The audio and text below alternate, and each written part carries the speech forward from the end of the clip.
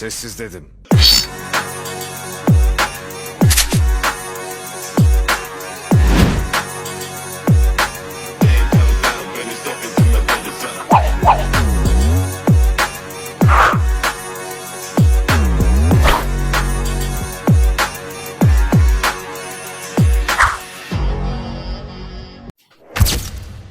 Ayun, may guhit kasi sa taas. Nakita ko na. Oh, may guhit din dito sa baba. Kahit sa gitna, nungunan, meron din, pero pati sa gitna. Opo. Dati pinapabaya ko lang. Yun na siya nagsisimula yan. Isa naman nakakalimutan ko na nandiyan siya, pero Mga ilang minuto, sir, bago magdoble. dapat na linya. Minsan may topak to. Pag may technician, hindi nagpapakita. Sana hindi na lang sana inop kanina. Pero okay lang. Up. Copyright strike mo ko eh. Sabay home na to. Sige na, okay lang. Flicker lang. Yan. Flickering double image. Yan yung tawag dyan. Nagpe-flicker. Parang yung effects niya, ibang ginagawa mo. Ayan. Ito yung flickering. Tawag dito, flickering double image. Nagpe-flicker siya, tapos nagdodoble yung imahe. Yan ang sakit niya. Buti nagpakita agad yung sira. At least mas madaling ma-troubleshoot at correct. May shorted ang panel nito kasi may mga guhit doon sa taas. Oh. Taas tsaka sa baba. Nagsyo-shorted yung linya niya dito sa gilid. May border kasi na itim yan dito eh. Yung pinakalinya, may nagdidikit na linya yan, clock signal. Nagdidikit siya at nai-irritate yung panel kaya nag-flicker siya. Pag nag-short circuit, close open yung yung signal kaya nagagayan. Hindi na siya nagsisync. Ayaw na mag-sync nung signal, clock signal niya, kaya ganyan. Ang dahilan nito kung ba't nagganyan, napupunasan niyo ba ito, sir, to? Ano pinampupunas niyo? Wipes? Ano, wipes? Yeah! Gusto niya alcohol. Sir, no to wipes ha. Ang dami ko na, sir, nakitang TV na nasira nang dahil sa wipe. Tawag namin dyan sa wipes na yan TV killer eh. Ang dami na ako nakita. Ako hindi ako napupunan sa TV. Well, hindi naman kasi alam ni sir. Ngayong alam mo na. Wala. Kasi ako, sir, kung di ako technician, baka hindi ko lang punasan yan mamaya. Baka sabunin ko pa yan. Maarte din ako eh. Pero sis, Pero alam, yung wipes na, yung pampunas sa tuyo. tuyo lang po. Kahit anong tuyo. Kahit anong pamunas, basta tuyo lang. Huwag niyong pupunasan na may basa. Kasi, oo, yung pagkabasa niya, hindi naman siguro yun yung main na dahilan. Kasi may nare-repair din akong ganitong sira. Hindi naman pinupunasan, pero nagkakaganyan pa rin. Ibig sabihin, yung pagpunas, nakakapag-contribute ng pagkasira. Isa yun sa dahilan, pero hindi yun yung main cause. Sige, natin. Okay. 55C 635 flickering image. Okay, ganun ulit. Tignan lang yung TV, maganda pa. Malinis. Problema. Ito na yung TV.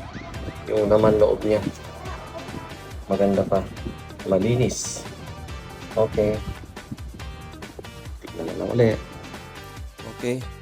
Ito ang problema ng TV niya since nagamit na ni sir na mga 6 months na may problema yung LCD, may guhit, nagfi-flicker. Well, yung pag-flicker niya, one week ago pa lang yun. Kaya hindi masyadong kapagtsagaan ng matagal pero sa 1 week, tinamaan na yung panel, left and right na ang problema. Pag in-isolate hinang ko ito, puro guhit. Pag ito naman in-isolate ko, puro guhit pa rin. Meaning kabilaan na. Pero may ginawa akong special technique dito.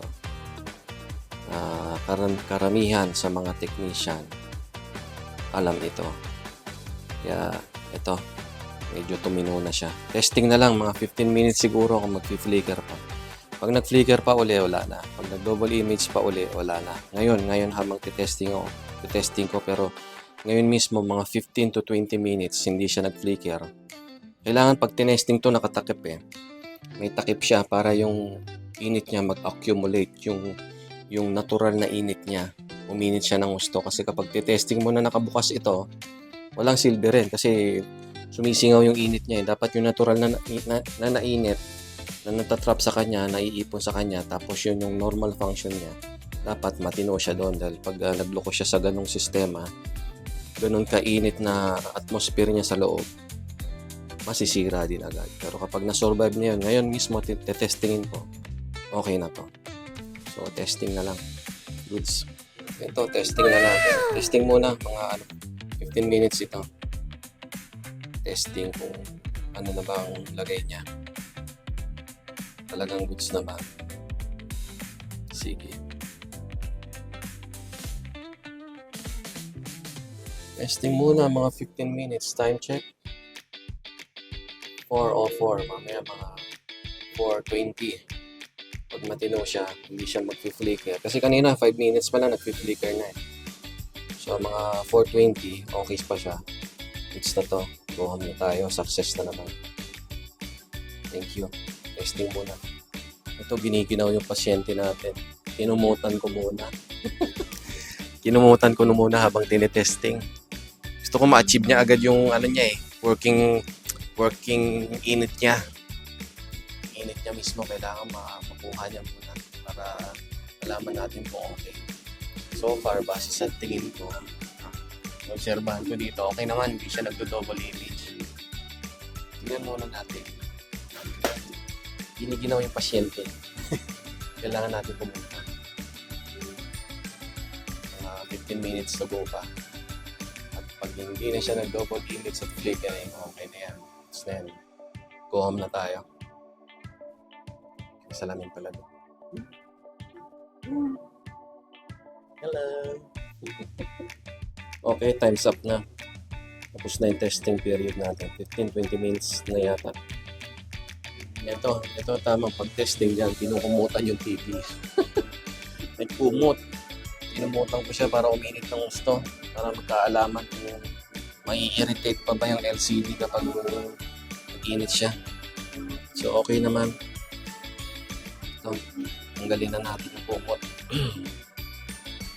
Okay, wala na siyang sakit, hindi na siya giniginaw. Tapos yung picture niya, so far so good. Walang problema. Stable siya.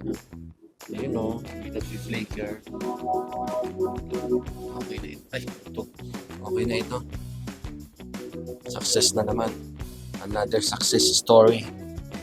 Thank you. Okay na ito. ECL 55. QLED. QLED din to. Linaw eh. Okay na. Hindi na nag-flicker na testing na ng ilang minuto kanina. Goods na. Thank you. Go home na. Sige. Thank you po. Alright. Go home na. Saan ba elevator?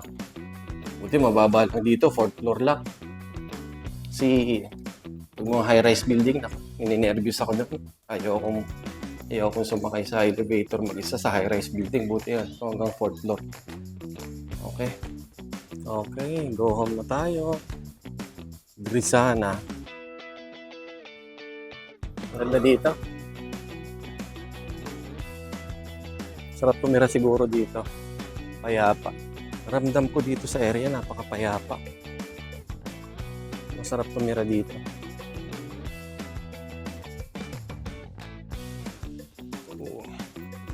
Matawak din dito. Tirik na tirik yung araw. Ganda. Ganda dito. Ito tayo doon sa parking area. Nakapark ang ating Wigo. Si Rodrigo. Rodrigo. Papangalan ko yata sa kotse ko, Wigo eh. Rodrigo. Rodrigo Duterte. Okay, dito lang. Nakaparking yung kotse natin. Okay, saan yung susi ko? Ano yung ko yata kay sir. Wala, oo. Wala. Ayun. Wala ko naman. Wala yung susi. Sige. Okay. Maraming salamat po kay Sir John Paulo ng Quezon City. Salamat sa pag-avail ng serbisyo ko. Sa dami na nakausap mo kamo, ako pa rin ang napili mong gumawa ng TV mo. Maraming salamat po sa tiwala. Mabuhay kayo. Kung may ganito po kayong sira ng TV, kahit ano pang sira ng TV, message nyo lang ako. Nagsiservice po ko around Metro Manila at Karatig Pook ng Metro Manila. Thank you very much and God bless us all. Salamat po sa Diyos.